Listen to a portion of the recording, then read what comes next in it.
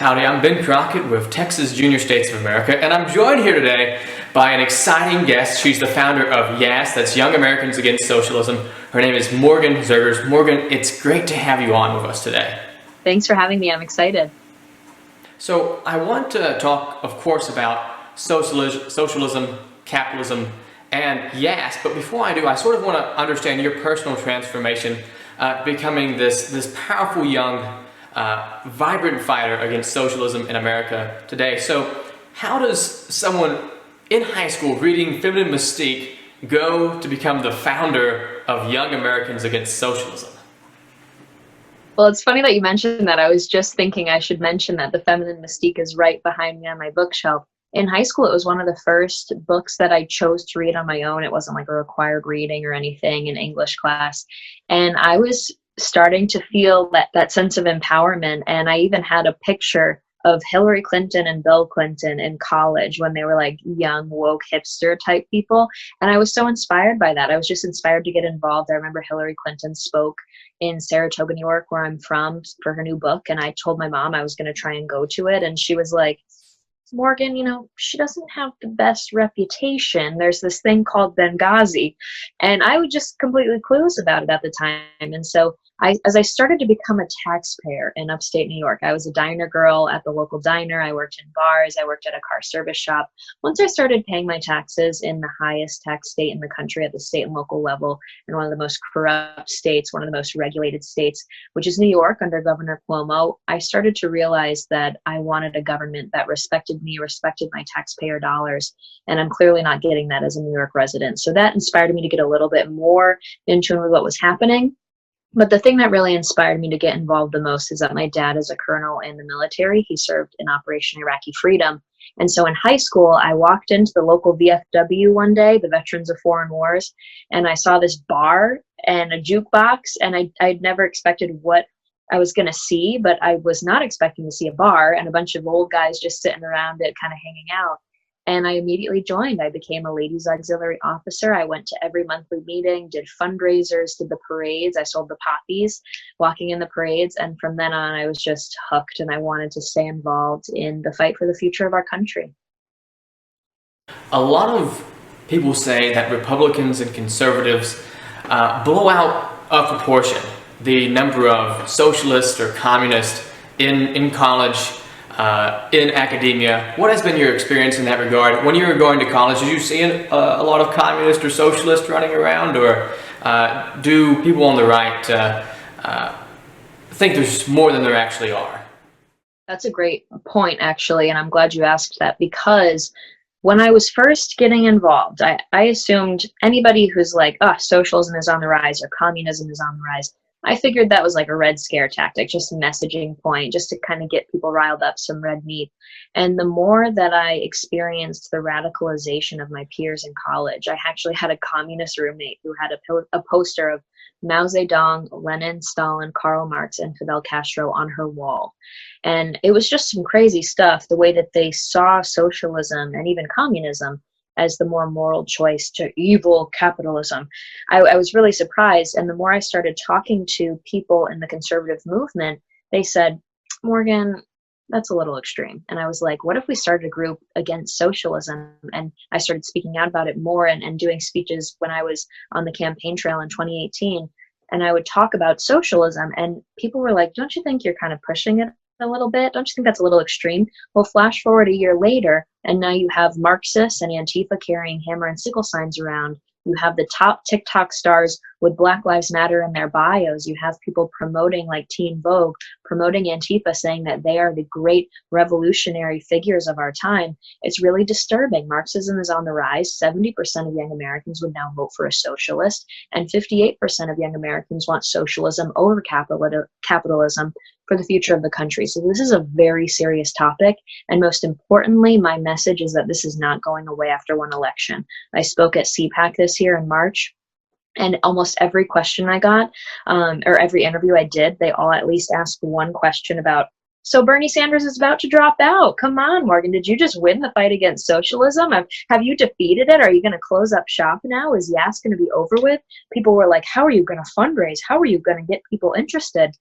Now that Bernie's out, you guys, it's a generational battle. And when Bernie Sanders stepped down, he talked about, yeah, we may have lost this little fight for the campaign, but in the end, we are winning a generational war. So that's what I want us at Young Americans Against Socialism to be equipped for. One day AOC is going to run for president. Are we ready for that? Are we ready for her radical messaging and her desire to transform the country? I don't think so yet. I'm sure you get this critique all the time. But what about the Nordic countries? I mean, their socialism isn't all that bad, right? You hit the nail on the head right there. The left has been so genius and so successful at teaching our generation, even though we don't understand what socialism is, we're like so quick to support it. And I've gone onto a couple campuses, especially the UIC.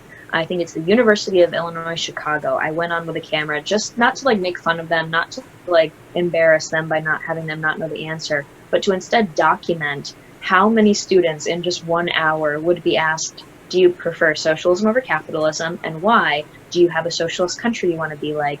Every single one of them was like, oh yeah, definitely not capitalism, socialism. It's this knee-jerk reaction, and then they have no idea why. Like some people were like, well, you know, when we all come together on our issues, I think we're going to have better solutions. And I just wanted to be like, oh, you mean like a legislature? Like policy making? You know, we have some great systems in this country where we have capitalism, we have that respect for private business and private property, combined with public policy that promotes justice and rule of law and protects those rights. So that's the beauty of capitalism. It's not this unfettered system of rich people taking advantage of poor people and slavery. It's a system of both public policy and private property and private business, and both of the two are able to kind of exist and coexist together for the betterment of society. But when you consider that idea of, oh, well, Nordic Europe is socialist and we're going to end up like them if we get rid of capitalism, we have to figure out how to fight back against the left, because they are genius at this messaging. For some reason, they are operating outside of reality. So how do you have a conversation and debate with people who are not going to admit basic fact? If they're going to reject or deny basic history and economics about the economics of Venezuela and the economics of Denmark and Finland and Sweden, how do we fight back against them? My counter to that is, you know what, let's do firsthand testimony from people who have actually lived through socialist countries, who have actually listened to progressive social justice warriors like Hugo Chavez or Fidel Castro promise to advocate for social justice, and in the end, implement socialism that ruined the country and turned it into a dictatorship. That's the kind of storytelling that I want to approach, because it's the only way to get around the left's denial of basic fact. You know, you mentioned a important point, and I want to sort of get you to expand on it maybe a little bit further. You said so many young people don't know what socialism is. So Morgan, what is your definition of socialism? And so I mentioned this a little bit earlier, 70% of young Americans currently say they would vote for a socialist. I am actually very positive about this whole situation, and I try and get people more excited about the future of the fight against socialism, because in the end, 70% of young Americans do not want to seize the means of production. They don't want to nationalize major industries, get rid of private business, and that's what socialism is, the definition from the dictionary. It's not something that's archaic. It's not something that hasn't been done in hundreds of years. It's happened. It's happened in previous countries. It happened in the USSR. It happened in China under Mao. It happened in Cuba. It happened in Venezuela. And now the same steps are happening in the United States of America. And for some reason, the left is acting like we are immune from it. And what's interesting is I just did a CBS interview, a documentary with them, and it's going to come out later, and it's just about socialism. So they're interviewing pro-socialist people, I think, and then also some people from YAAS and some people from socialist countries on our team. And his question was, but Morgan, you're talking to me about this implementation of socialism, even in a democracy, leading to a socialist dictatorship, but don't you think there has to be a way where we can implement it with a little more democracy and prevent that dictatorship from happening so that we get everybody what they need, but it doesn't turn into a dictatorship? And that's the problem we're facing. That is exactly the problem. People keep thinking, well, what if we do it again, but we do it in the name of the people? That's the lie that happens every single time. The socialist leaders promise to give the working class power. They promise to make the 1%, the millionaires, the billionaires pay their fair share. They say, we're going to put businesses in the hands of the working people. Collective ownership is what they say. And what that really means is getting rid of private businesses, taking private property, and saying, I'm going to do this in the name of the people. And in reality, it's just a few people at the top in the regime that are now seizing the means of production and taking power over someone's private business. That's what it really is. And it's all done in this phony name of collective ownership. So I think we have to discuss education. So what can be done to better educate the American youth about socialism? Yeah, and this is a two-pronged approach. From the research that I've done, from the people I've spoken to, we have to figure out what to do with the two generations that have now been lost over failed education. And I don't think that the rise of socialism is just because of what happened or what was left out of the classroom. I should say that. There's also the cultural Marxism on the rise. There's pop culture. There's a lot of aspects playing into this. But when you break it down, I don't think we'd be in such a serious issue of 70% of young Americans supporting socialism if they got the basic education in both middle school and high school. So what do we do now that two generations, both millennials and Gen Z, have been through the education system? They were not properly taught it, and now they are completely ignorant on the issue. That puts them at a position where they're going to hear the socialist lies of the left, and they're not going to have any red flags go off in their head because they have no idea that it's been promised before, that it's all happened before, that this is the same step that happens in every country where they start to get these promises of utopia, these promises of free things, of rights for everybody. And we have to come to grips with that and figure out how to fight back. Our little way is these testimonies. But then for the future, I mean, this is really something that I hope people can start to figure out, and we're working on this as well. We have to figure out how to not just be reactive to what happened to Gen Z and millennials, we also have to be proactive and prevent this from happening to another American generation. Right now, nothing's changed. Right now, it's still going to happen. We're going to raise another American generation that hates this country, that doesn't respect our founding documents, that's going to tear down our founders' statues all over again. We're going to have to go through this all over again with the next generation until we figure out what the silver bullet is to fixing the problem of teaching economics and history in classes. I think as well we should fix how we teach personal finance. Some people are talking about not only economics and history being reformed, but also personal finance. Reforming that would lead to less students going into such crazy amounts of student debt because they have a better understanding of the mess they're getting themselves into. So there's a lot of opportunities here, but something that I am looking into, and I would love to work with JSA on this and see if there's any partnerships here. I'm kind of figuring out who would be interested in this right now, but there's this thing called required Holocaust education, and it's passed at a state level, and it basically is like 3 or 4 days of required Holocaust teaching. Not necessarily about like what happened during the Holocaust, but more so how did it start to rise? How did the leaders come to power? What promises were made? And how did that not come to fruition? How did they seize power?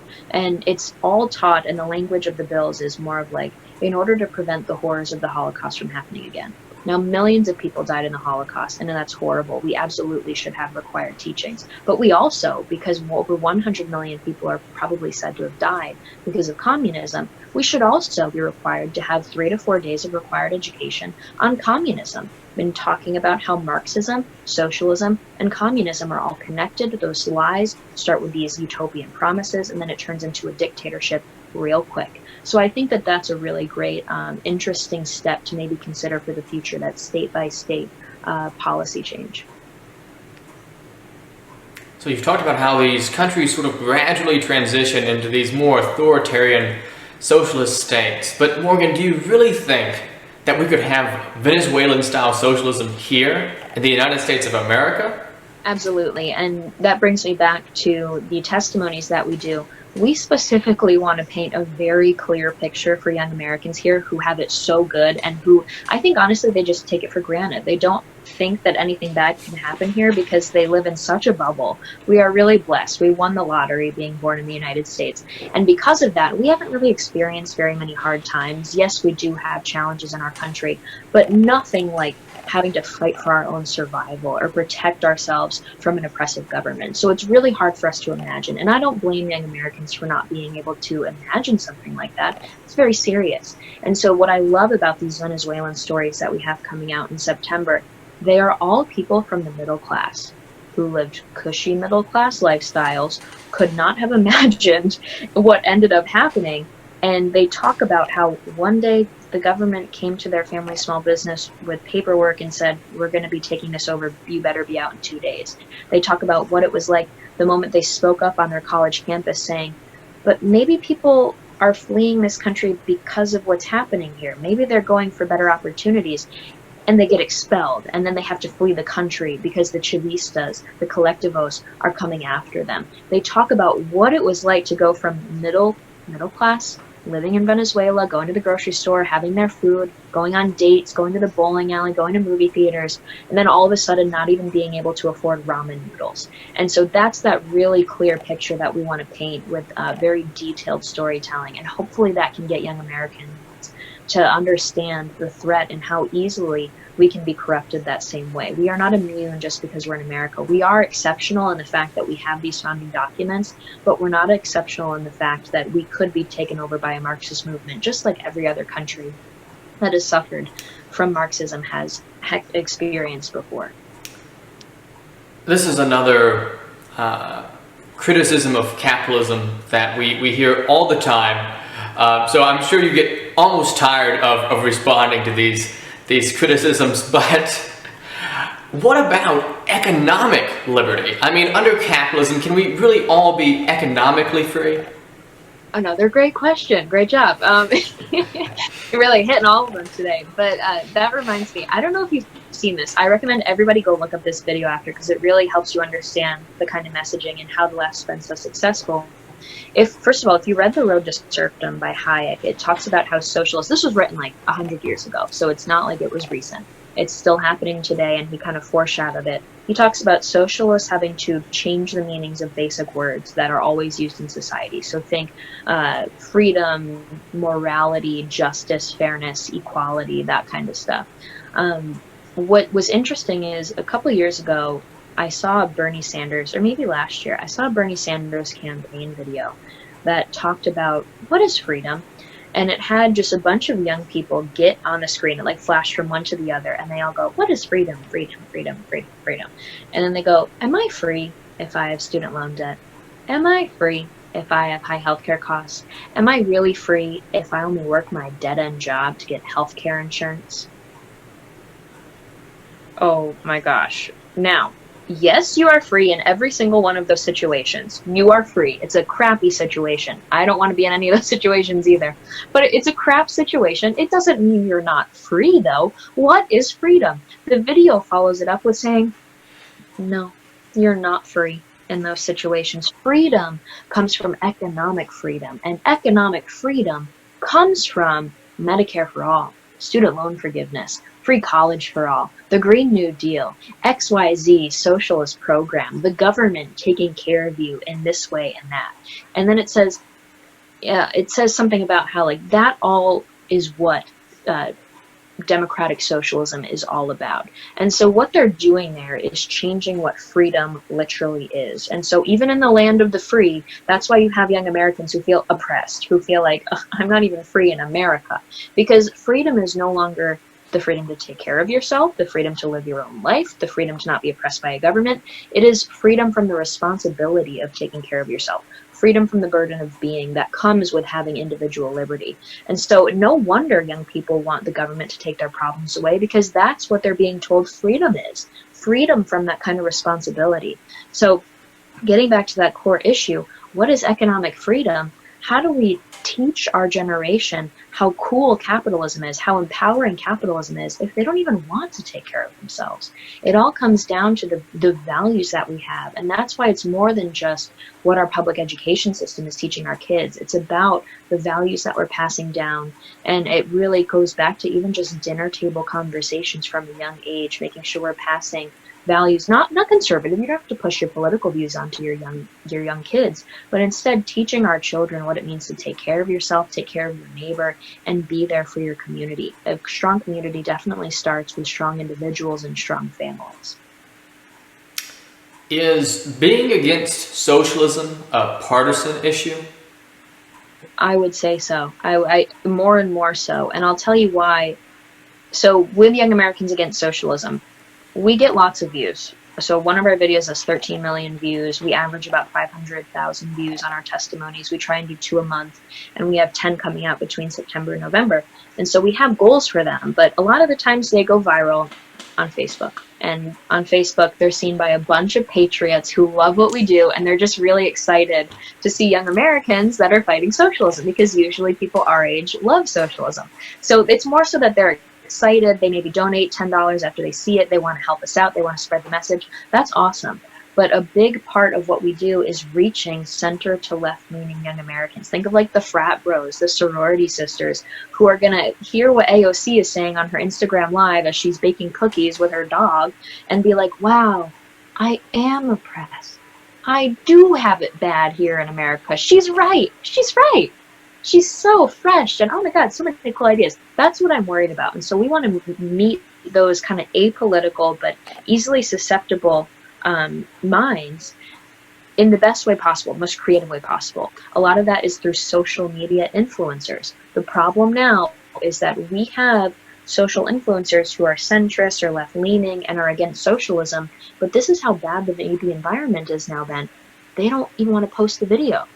They're scared because being against socialism is that political these days that they're scared to even go out with it because they will be attacked by the mob by just posting a video of a person of color from a socialist country immigrating to the United States and telling their story.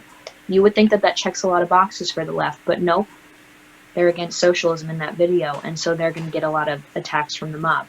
I remember I started this when I first launched this last year. I launched it August 2019, so we're coming up to our 1-year anniversary.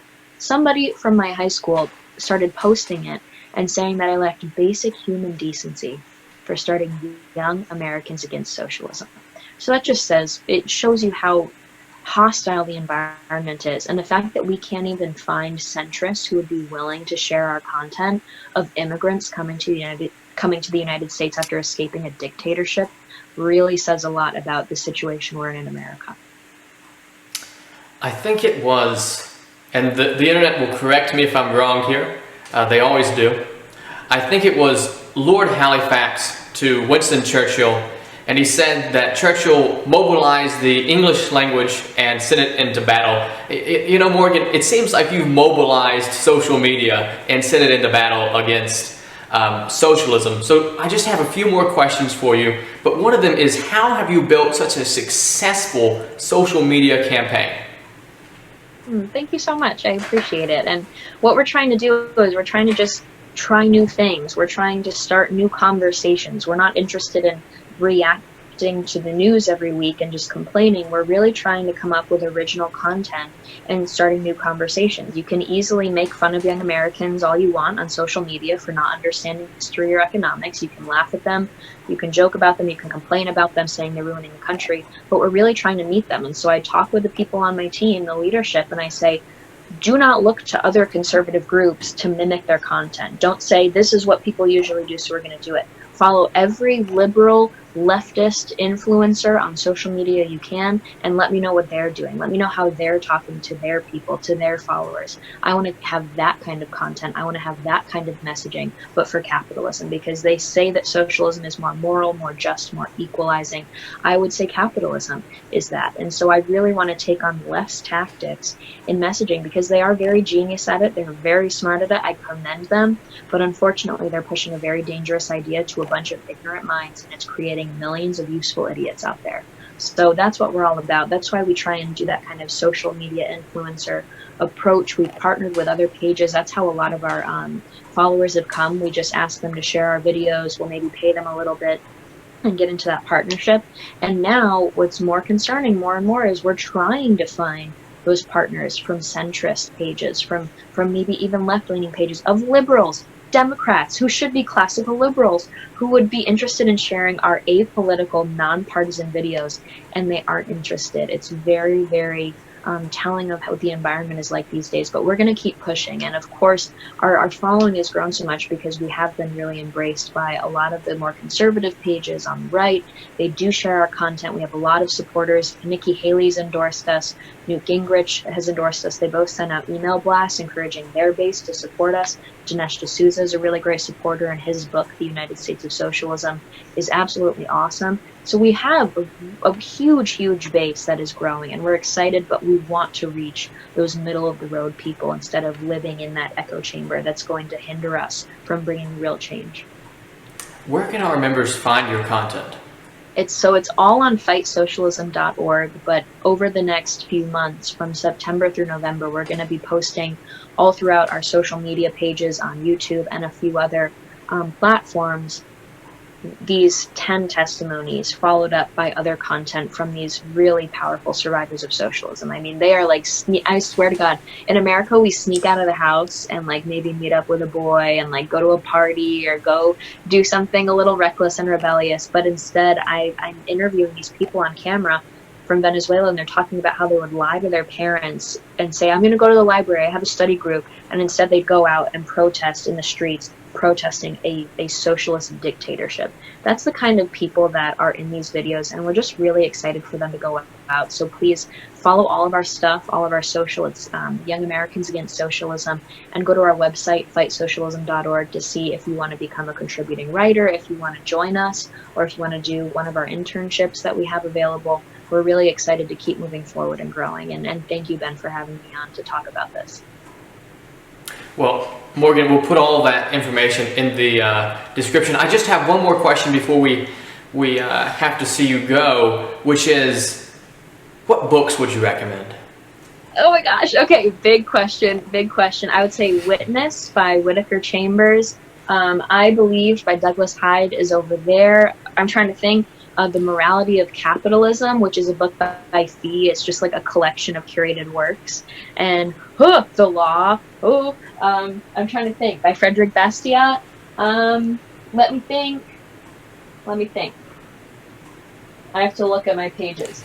I have another good one. Oh, this is one of the best ones ever. So I do a lot of the testimonies, and I meet a lot of people from actual socialist countries. This guy sent me this collection of works. There's 2 volumes. It's Castro's Revolution, Myth and Reality. It's the most detailed story of why people left Cuba, of what was happening in Cuba, the imprisonments of political prisoners. It's a big one. And there's a second volume, but this is a really great one. Cuba. Very, very great. So this is something I would recommend. And then everybody out there in high school, what you can do is you can go to Hillsdale College, and they have online courses you can take yourself through. And you can also go to Victims of Communism's website, and they have an entire course. It'll take you maybe a week or so to take yourself through it, and it's the history of all communist countries.